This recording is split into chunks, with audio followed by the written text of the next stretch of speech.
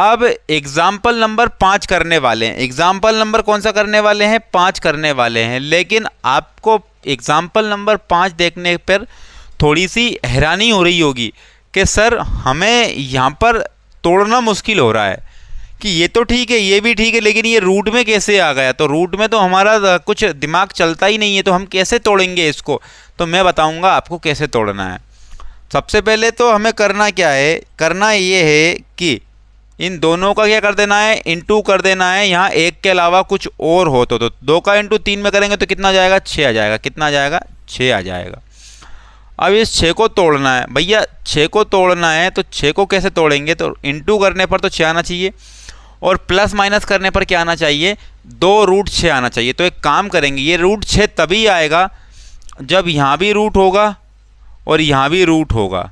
तो √6 तो आ ही जाएगा, लेकिन एक और एक कितने हो जाएंगे? 2। तो 2√6 आ जाएंगे। लेकिन यहाँ साइन किसका है? माइनस का। तो दोनों तरफ किसका साइन लगेगा? माइनस का साइन लगेगा।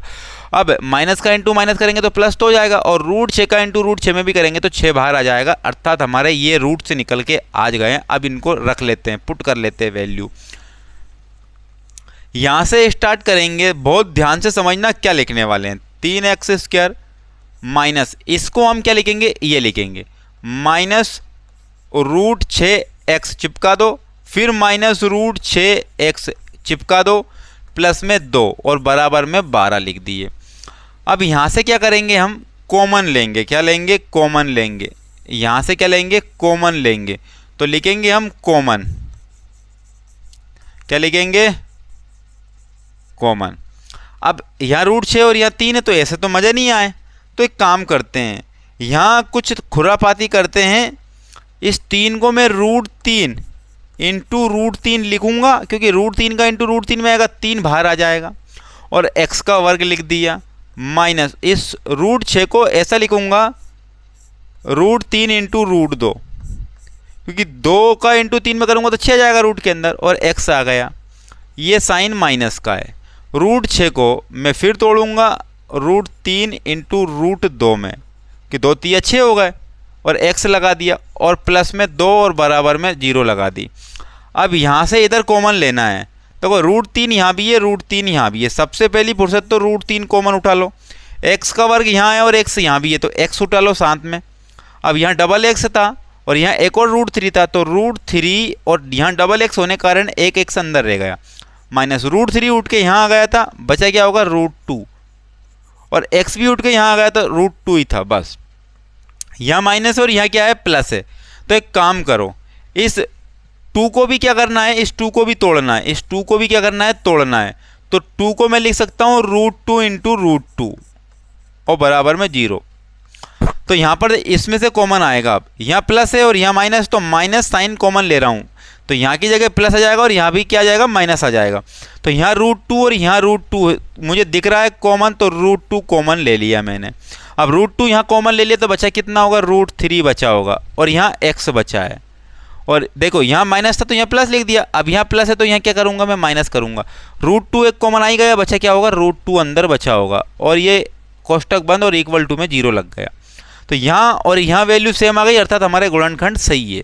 अर्थात √3x और माइनस √2 एक बार लिख लिया इन दोनों को, और फिर इसके बाद में √3x माइनस √2 एक बार फिर लिख लिया बराबर। ये वैल्यू और ये वैल्यू सेम है, अर्थात मूल भी क्या होंगे? समान निकलेंगे। तो √3x माइनस √2 के बराबर में एक बार 0 लिख दो, √3x माइनस √2 इसके बराबर में भी 0 लिख दो। तो √3x बराबर उधर जाएगी तो वैल्यू प्लस की हो जाएगी, √2 हो जाएगी। तो √3x बराबर उधर जाएगी, वैल्यू √2 प्लस की हो जाएगी। तो x बराबर √2 और ये √3 अपॉन में चला जाएगा, और x बराबर ये √2 और ये अपॉन में √3 चला जाएगा। तो इसको मैं ऐसे भी लिख सकता हूँ कि √2/3। इसको मैं ऐसे भी लिख सकता हूँ 2/3, और इस पूरे के अंदर रूट हो गया, इस पूरे पर रूट हो गया। तो यहाँ पर ये मूल निकले √2 और √2।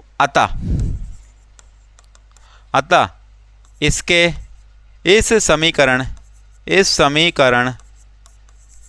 समीकरण के मूल अर्थात रूट्स 2/3 √2/3 होंगे। बस ये एग्जाम्पल नंबर 5 हो गया।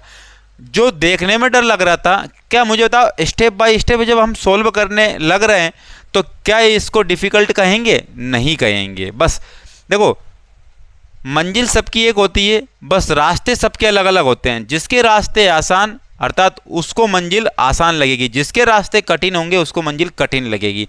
तो रास्ते महत्वपूर्ण भूमिका निभाते हैं मंजिल तक पहुंचाने के लिए।